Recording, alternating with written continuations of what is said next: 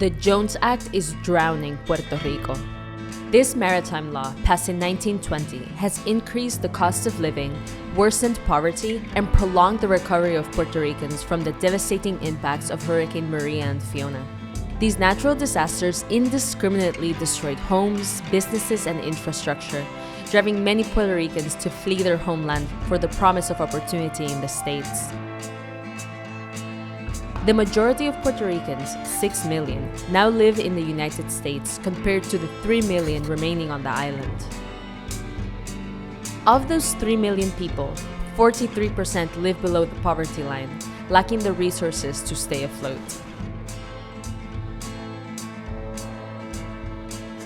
So, what is the Jones Act? And how exactly does it impact people living in Puerto Rico?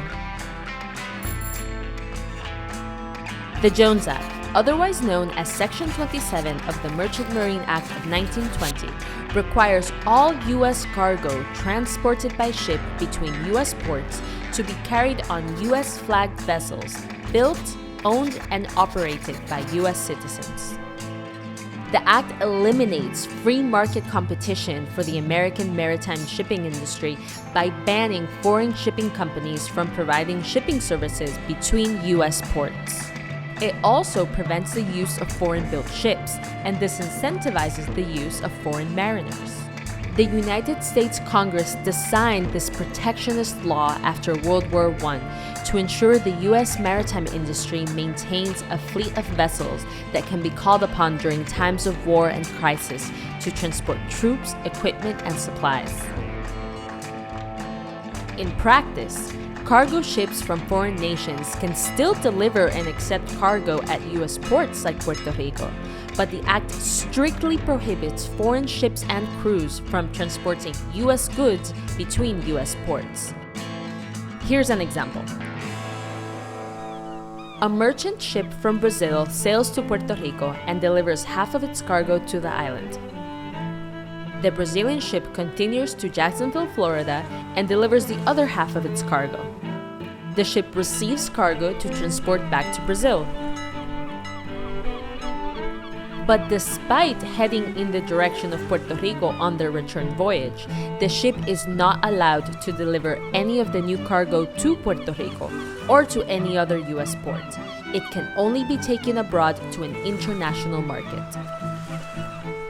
This restriction artificially limits competitive pricing by reducing the number of shipping companies available to transport cargo between U.S. ports.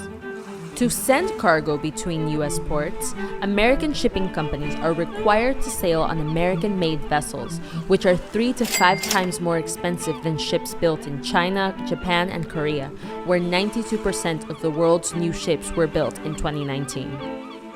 Furthermore, these American-made and American-flagged vessels must be staffed with American crews, who are paid up to 5 times more on average than those working on foreign-flagged ships.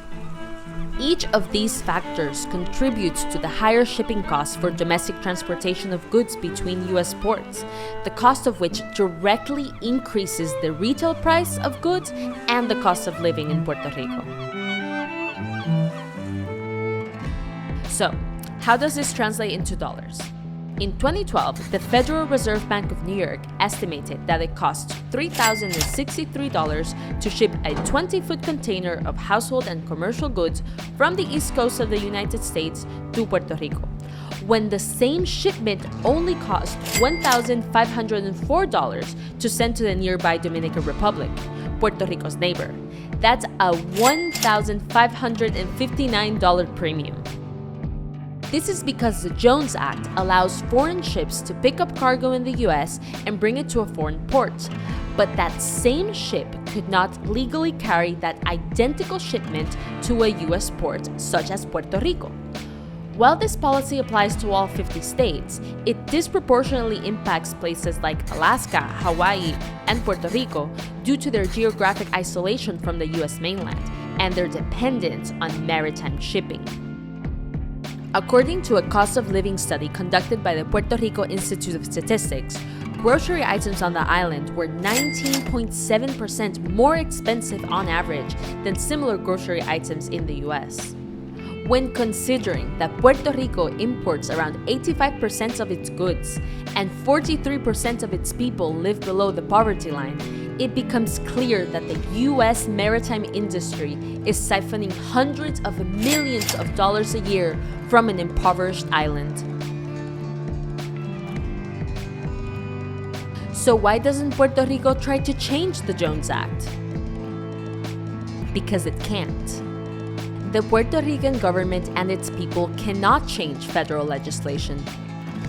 American citizens living on the island cannot vote in presidential elections or elect their own representatives to the U.S. Senate.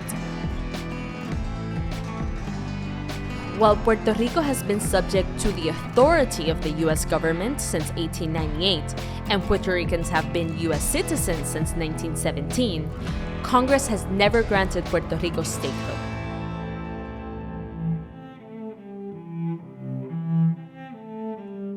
Despite the United States' core principle of democratic participation and the belief in no taxation without representation, Puerto Rico is subject to both U.S. federal taxation and the de facto tax of the Jones Act without being given the right to vote on federal legislation. Although Puerto Rico is represented in the U.S. House of Representatives by a resident commissioner, they can only introduce legislation, serve on committees, and participate in debate. They cannot vote on the final passage of bills, which is essential to the democratic process.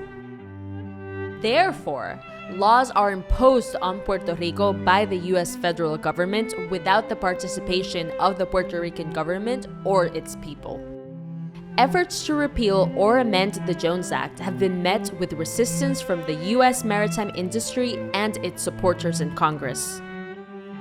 American shipping companies stand to lose tens of millions of dollars a year if the Jones Act were to be changed or eliminated, which explains the industry's strong interest in ensuring the status quo.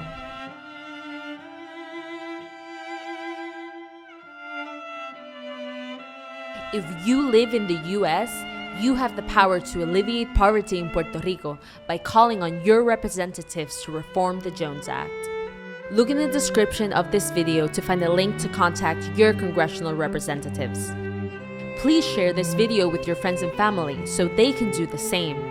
By creating a more fair and flexible framework that balances national security and economic growth, Puerto Ricans have a real chance at upward economic mobility. By working together, a brighter future awaits on the near horizon.